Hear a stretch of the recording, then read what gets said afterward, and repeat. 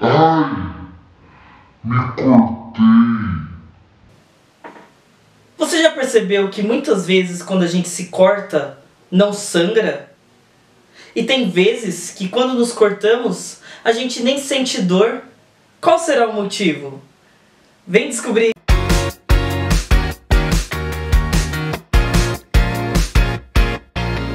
Fala galera, beleza? Eu sou o professor Rodrigo Macedo, biólogo, mestre em biofotônica.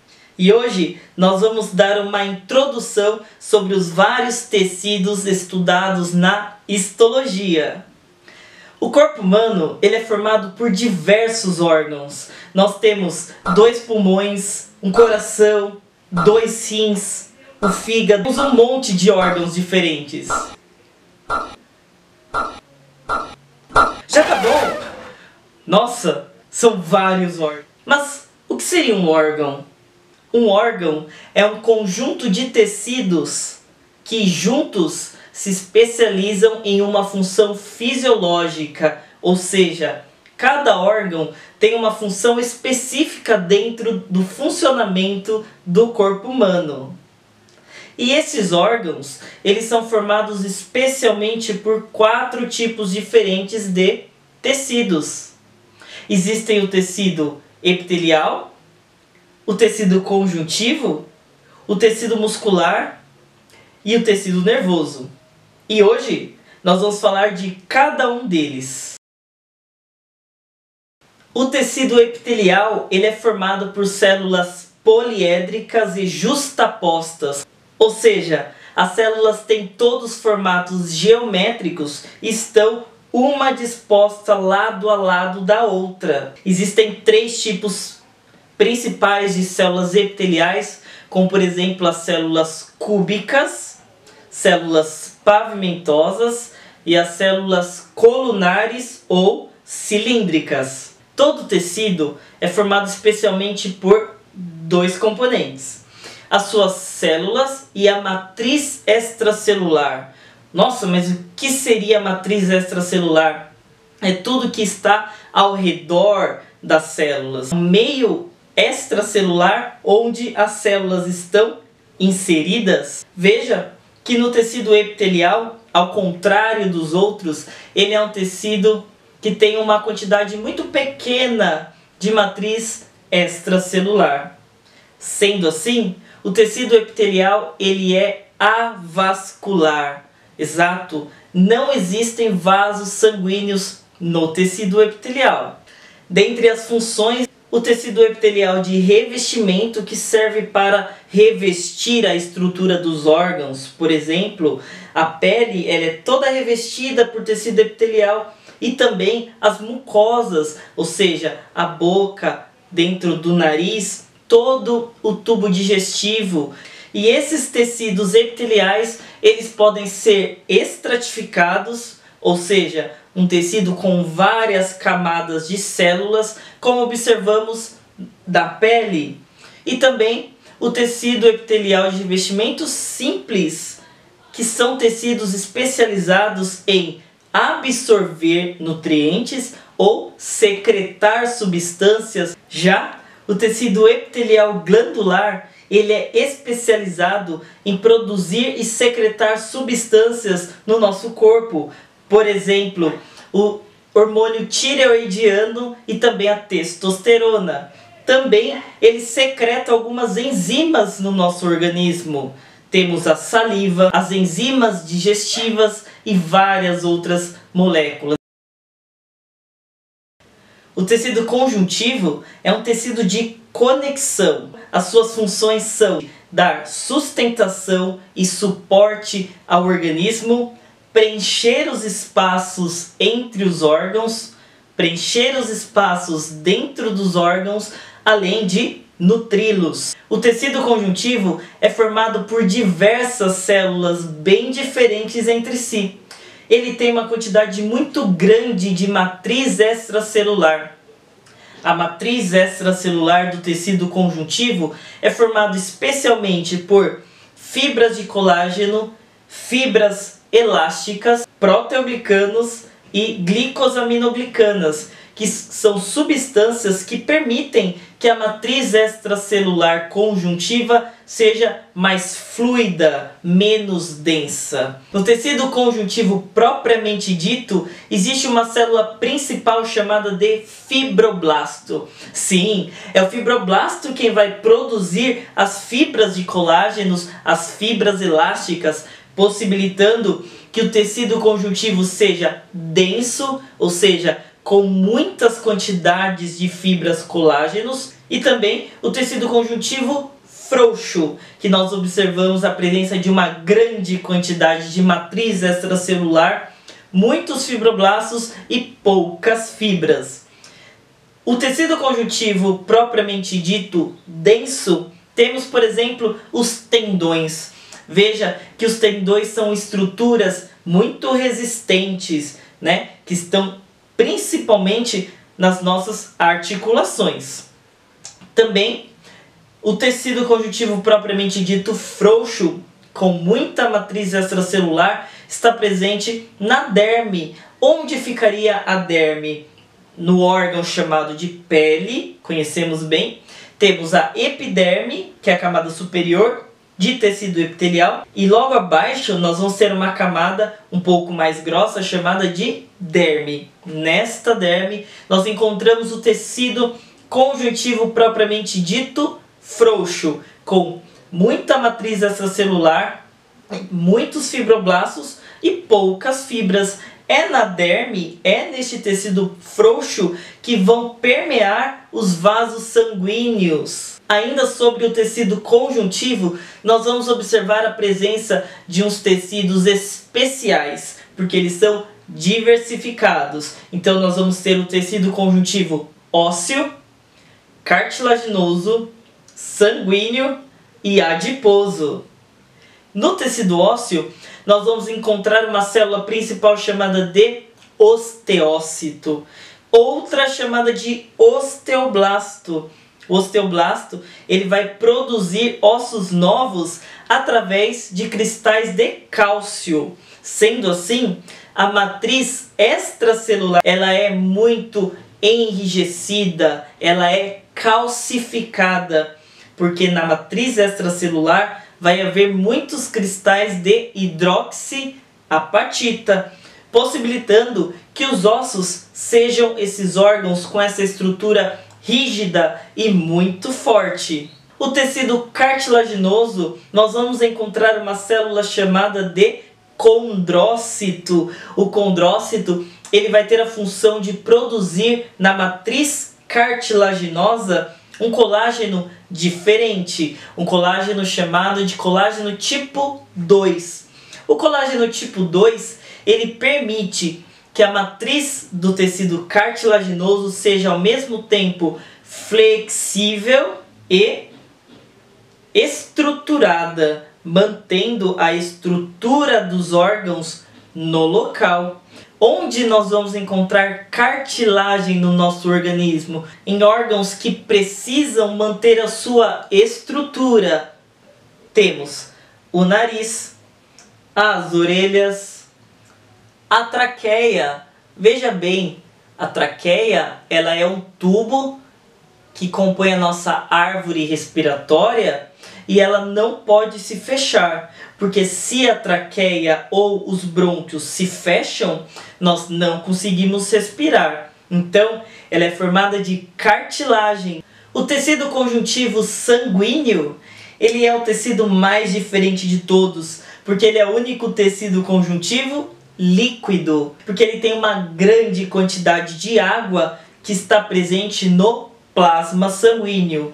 Neste plasma sanguíneo, na parte líquida do sangue, nós vamos encontrar água, hormônios, proteínas, sais minerais, anticorpos. O sangue, ele é líquido porque ele vai ter a função de transportar essas substâncias pelo nosso organismo. Então, quando nós nos alimentamos, os nutrientes são absorvidos pelo intestino e eles são transportados pelo sangue para todas as células do organismo. O tecido sanguíneo também tem uma grande função de defesa do organismo. Lá haverão células chamadas de leucócitos. Os leucócitos são células brancas que protegem o organismo contra infecções. Então, dentre os leucócitos existem o neutrófilo, que defende o organismo contra bactérias, o linfócito, que produz os anticorpos e nos defendem contra os vírus, os eosinófilos, que estão presentes nas alergias e nas infecções parasitárias, o basófilo, que também está relacionado com as alergias, e o monócito. O monócito, ele é uma célula fagocítica que ele vai englobar os micro-organismos e destruí-los dentro de si próprio. Quando o monócito sai do sangue, ele vai se transformar lá no tecido conjuntivo de conexão, uma célula chamada de macrófago, que é muito importante para destruir os agentes agressores que entram no nosso corpo. Também haverão as hemácias. As hemácias são chamadas de glóbulos vermelhos e elas têm uma função importante de transportar os gases. As hemácias participam das trocas gasosas, transportando o oxigênio dos pulmões para as células e levando o gás carbônico das células para o pulmão, jogá-lo para fora. Também encontramos as plaquetas. As plaquetas são pequenos fragmentos de uma célula precedente chamada de megacariócito. O megacariócito ele vai formar diversas plaquetas e essas plaquetas vão realizar o papel de coagulação do sangue. Então, quando nós temos uma ferida que sangra, as plaquetas vão, por exemplo, formar aquele coágulo, aquela casquinha que vai impedir que o sangue seja perdido.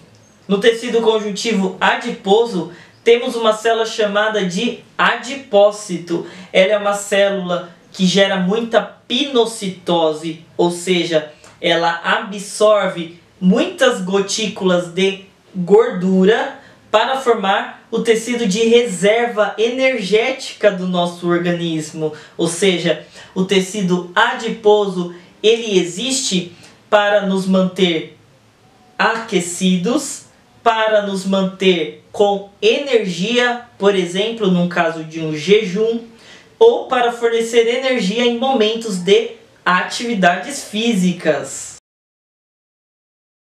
O tecido muscular, ele é responsável pela contração dos músculos e sua célula é chamado de miofibra ou miócito. O miócito é uma célula geralmente cilíndrica e bastante comprida. Dentro desta célula haverão proteínas contráteis que farão a função de contração muscular. Então, quando essas proteínas contráteis, chamadas de sarcômeros, se contraírem, o músculo como um todo se contrai. Quando os sarcômeros dentro das fibras musculares relaxarem, os músculos então relaxam. Existem 3 tecidos musculares, sendo eles o tecido muscular estriado esquelético. Ele é esquelético porque são esses músculos que movem o nosso esqueleto. E ele tem esse nome de estriado porque ele é formado por várias estrias, que é onde estão presentes os sarcômeros. Também existe o tecido muscular estriado cardíaco, que também possui as estrias. A contração do músculo estriado cardíaco vai gerar os batimentos do coração. O tecido muscular liso, ele é chamado de liso porque ele não tem estrias. Está presente em diversos órgãos do corpo, por exemplo, no útero e no intestino. A gente sabe que o alimento ele passa por 4 metros de intestino por conta das contrações do músculo liso, que são chamadas de peristaltismo. Então, o intestino vai fazendo estes movimentos musculares, transportando o bolo alimentar pelo intestino até chegar na defecação. E no útero a gente observa que as cólicas uterinas, tanto a cólica do parto quanto a cólica da menstruação, é gerada pela contração dos músculos lisos.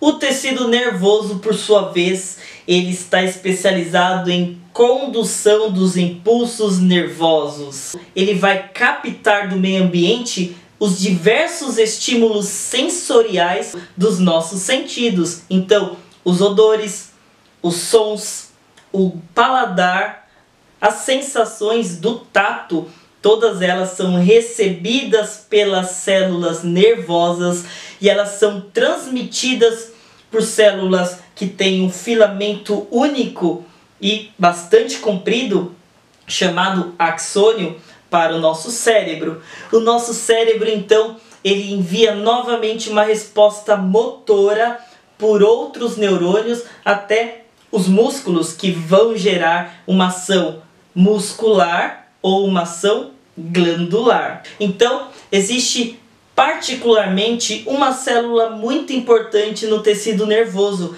Ela é chamada de neurônio. Todos conhecemos o neurônio. Ele é uma célula que parece uma estrela, só que ela tem um grande prolongamento. Os dendritos do neurônio servem para receber as informações. O corpo celular, ele vai gerar uma interpretação dessas informações e também vai produzir todos os materiais necessários para o funcionamento da célula.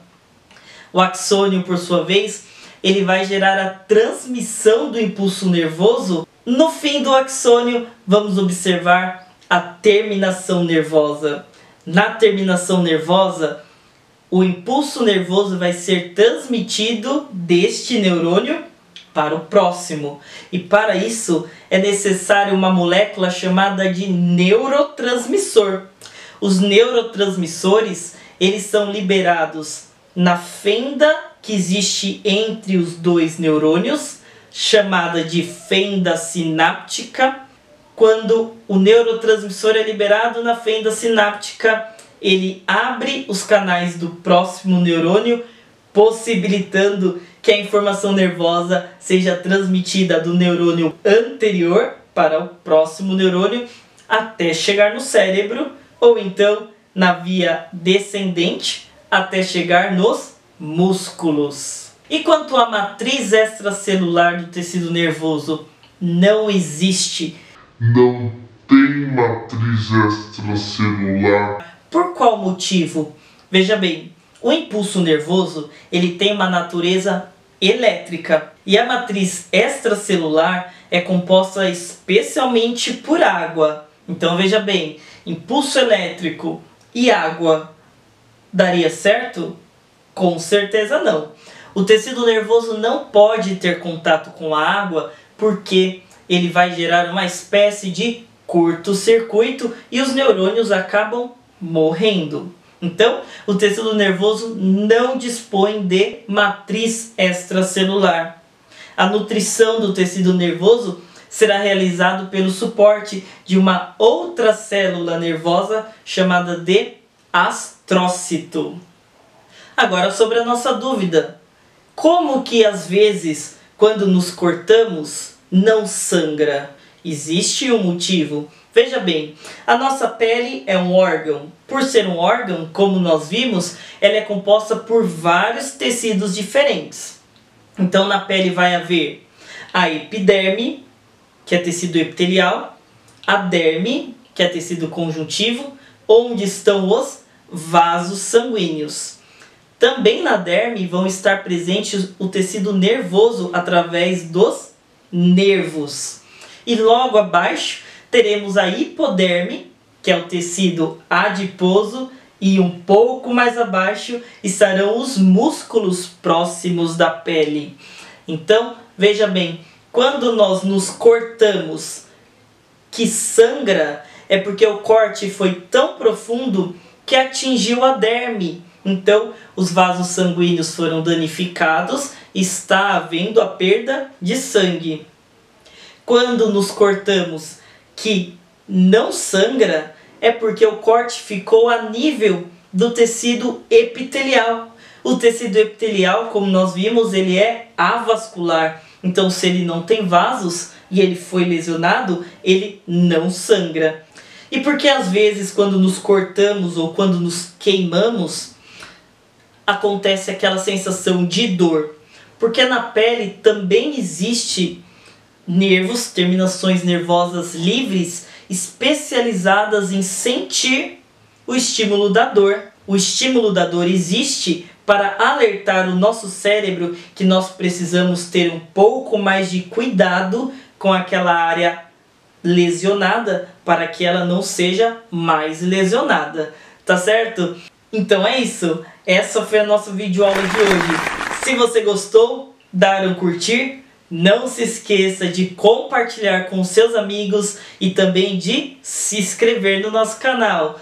Muito obrigado, até a próxima e tchau!